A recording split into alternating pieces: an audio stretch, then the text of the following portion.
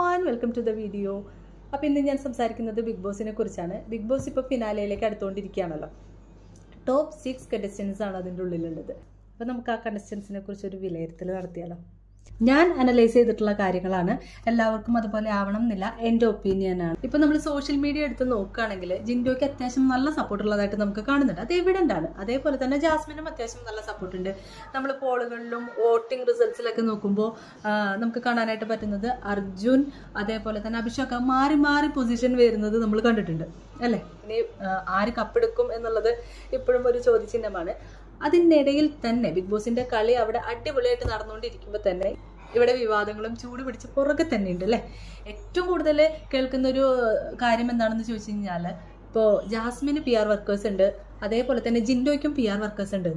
പക്ഷേ എനിക്ക് തോന്നുന്നില്ല ഈ PR വർക്കേഴ്സിന് അവരുടെ വോട്ടിങ്ങിൽ ഇൻഫ്ലുവൻസ് ചെയ്യാൻ പറ്റുമെന്ന് എനിക്ക് പേഴ്സണലി തോന്നുന്നില്ല. കാരണം എന്താണെന്ന് ചോദിച്ചു കഴിഞ്ഞാൽ ഈ PR വർക്കേഴ്സ് എന്താ ചെയ്യാന്ന് വെച്ച് കഴിഞ്ഞാൽ അവരുടെ നല്ലതും ചീത്തയുമായിട്ടുള്ള എല്ലാ കാര്യങ്ങളെയും വെള്ളപൂശി നല്ലതാക്കി നമ്മുടെ മുമ്പിലേക്ക് പ്രസന്റ് ചെയ്ത് തരും അല്ലേ.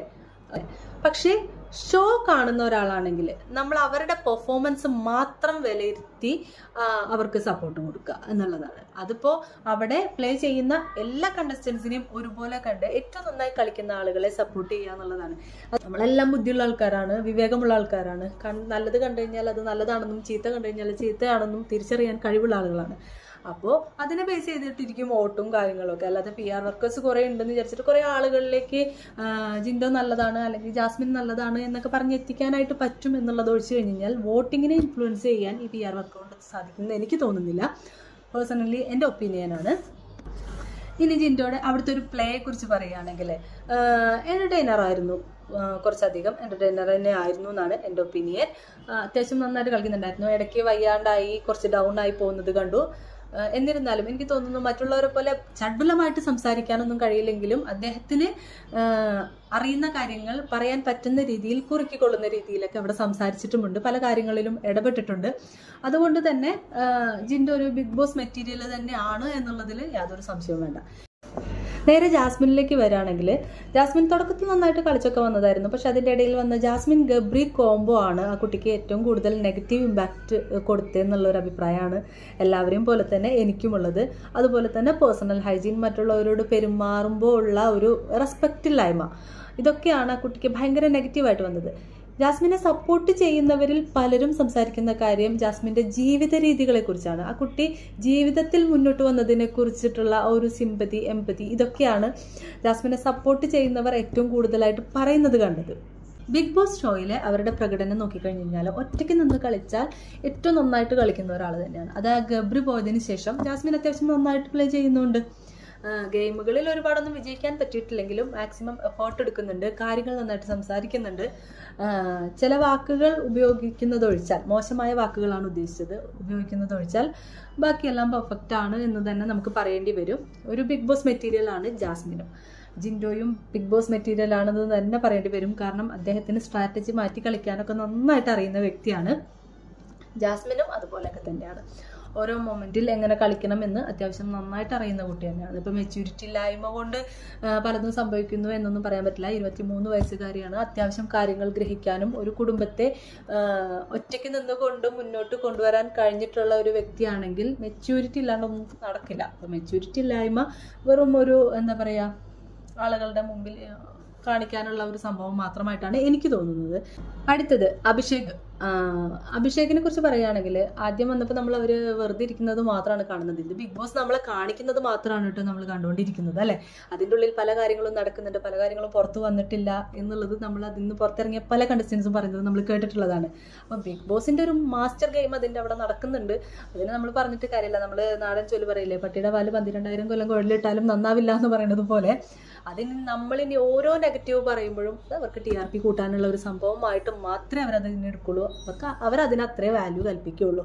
അതിൽ യാതൊരു കാര്യമില്ല. എന്തായാലും ബിഗ് ബോസ് കാണിച്ച കാര്യങ്ങൾ വെച്ചിട്ട് നോക്കുകയാണെങ്കിൽ അഭിഷേക് അവിടെ വെറുതെ ഇരിക്കുന്ന ഒരാൾ. എനിക്ക് തോന്നുന്നില്ല അഭിഷേക് വലുതായിട്ടൊരു ഒപ്പീനിയൻ പറഞ്ഞതായിട്ട് നമ്മൾ കണ്ടിട്ടില്ല. അവിടെ അഭിഷേകും ഔട്ടായി പോയിട്ടുള്ള അഭിഷേകും തമ്മിൽ ഭയങ്കരമായിട്ടുള്ള ഒരു സംസാരം നടന്നു എന്നൊക്കെ പറയുന്നത്. പക്ഷെ അതൊന്നും നമ്മൾ കണ്ടിട്ടില്ല. നമ്മൾ കണ്ടത് വെച്ച് നോക്കുകയാണെങ്കിൽ ജാസ്മിനോട് തർക്കിച്ചതൊഴിച്ച് കഴിഞ്ഞാൽ അഭിഷേക് വേറൊരു കാര്യത്തിൽ ഇടപെട്ട് ഇതുപോലെ സംസാരിക്കുന്ന ഒരു സീനൊന്നും നമ്മൾ മുന്നേ കണ്ടിട്ടില്ല. പക്ഷേ അഭിഷേക് സ്ട്രോങ് ആണ് എന്നുള്ളത് ആ ഒരു സംസാരത്തിൽ നമുക്ക് മനസ്സിലായിട്ടുള്ള കാര്യങ്ങളാണ്. അഭിഷേക് അമ്മയ്ക്ക് എഴുതിയ കത്ത് വായിച്ചിട്ടുള്ള ആ ഒരു സമയത്തൊക്കെ കുറച്ച് സിമ്പതി വോട്ടുകളൊക്കെ കിട്ടിയിട്ടുണ്ടായിരുന്നു.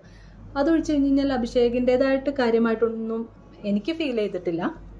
ഇനി അർജുനിലേക്ക് വരികയാണെങ്കിൽ, അർജുൻ ഒരു എൻ്റർടൈനറാണ്. ഫുൾ ടൈം എൻ്റർടൈനർ ആണോ എന്ന് ചോദിച്ചു കഴിഞ്ഞാൽ അതും എനിക്ക് അഭിപ്രായമില്ല. അർജുൻ നല്ലൊരു എൻ്റർടൈനറാണ്. ബിഗ് ബോസ് കൊടുക്കുന്ന ടാസ്കുകളിൽ അസാമാന്യമായിട്ട് പെർഫോം ചെയ്യാൻ കഴിവുള്ള ഒരാളാണ്.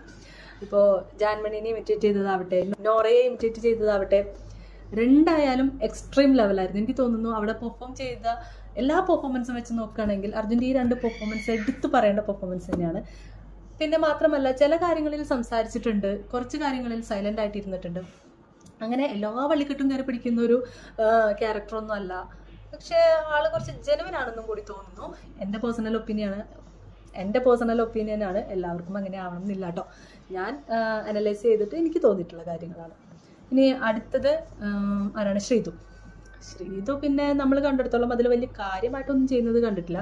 ഒരു ക്യാപ്റ്റൻസി ടാസ്കിൽ ജയിച്ചു, ഓക്കെ, ടാസ്കുകളിൽ പങ്കെടുക്കുന്നുണ്ട്, പെർഫോം ചെയ്യുന്നുണ്ട്, ഇല്ലാന്നൊന്നും പറയുന്നില്ല. മറ്റുള്ളവരെ വെച്ച് നോക്കുമ്പോൾ ആൾ അത്രയ്ക്ക് അങ്ങോട്ടൊരു എഫേർട്ട് എടുക്കുന്നുണ്ടോ എന്നുള്ള കാര്യത്തിലൊരു സംശയം ബാക്കി നിൽക്കുകയാണ്. അതുപോലെ തന്നെ ശ്രീതു അർജുൻ കോംബോ, എനിക്ക് തോന്നുന്നു ബിഗ് ബോസ് തുടക്കം മുതലേ ആ ഒരു കോംബോയെ ഭയങ്കരമായിട്ട് വളർത്തിക്കൊണ്ടുവരാനുള്ള ഒരു ശ്രമം ബിഗ് ബോസിന്റെ ഭാഗത്തു നിന്നുണ്ട്. അത് ഈ ഒരു അവസാനമായിട്ടും ബിഗ് ബോസ് ഒരു പ്രതീക്ഷ നിലനിർത്തിക്കൊണ്ടാണ് ഇരിക്കുന്നത്. ഈ ലാസ്റ്റ് മൊമെന്റിലെങ്കിലും അവരുടെ ആ ഒരു കോംബോ ഭയങ്കരമായിട്ട് എക്സ്പ്ലോർ ചെയ്യുമെന്നൊക്കെ ഉള്ള ഒരു പ്രതീക്ഷയിലാണ് ബിഗ് ബോസും ഉള്ളതെന്ന് തോന്നുന്നു. ശ്രീതുവിനെ കുറിച്ച് പറയുകയാണെങ്കിൽ, ശ്രീതു ഭയങ്കര കാര്യമായിട്ട് അവിടെ എന്തെങ്കിലും ചെയ്യുന്നുണ്ടെന്ന് തോന്നിയിട്ടില്ല. ഏതോ 2 ടാസ്ക് ചെയ്തിട്ടുണ്ട്. ഏതൊരു ക്യാപ്റ്റൻസി ടാസ്കും പിന്നെ ടിക്കറ്റ് ഫിനാലയിൽ ഒരു ടാസ്കും ചെയ്തത് ഒഴിച്ചു കഴിഞ്ഞാൽ ബാക്കി അഭിപ്രായം പറയുന്ന കാര്യങ്ങളിലൊന്നും വല്ലാണ്ട് ഇടപെട്ടിട്ടില്ല എന്ന് തോന്നുന്നു. ഭയങ്കര കാര്യമായിട്ടുള്ള പെർഫോമൻസ് ഒന്നും ശ്രീതുവിൻ്റെ ഭാഗത്തു നിന്നുള്ളതായിട്ട് എനിക്ക് ഫീൽ ചെയ്തിട്ടില്ല. അടുത്തത് ഋഷിയാണ്. ഋഷി പറഞ്ഞതുപോലെ ഭയങ്കര സ്മാർട്ടായിട്ടുള്ളൊരു കുട്ടിയാണ്. ഭയങ്കര ജെനുവിൻ ആണെന്ന് തോന്നിയിട്ടുണ്ട്. ടാസ്കുകളിലൊക്കെ എടുക്കുന്ന എഫേർട്ട് ഭയങ്കര വലുതാണ്.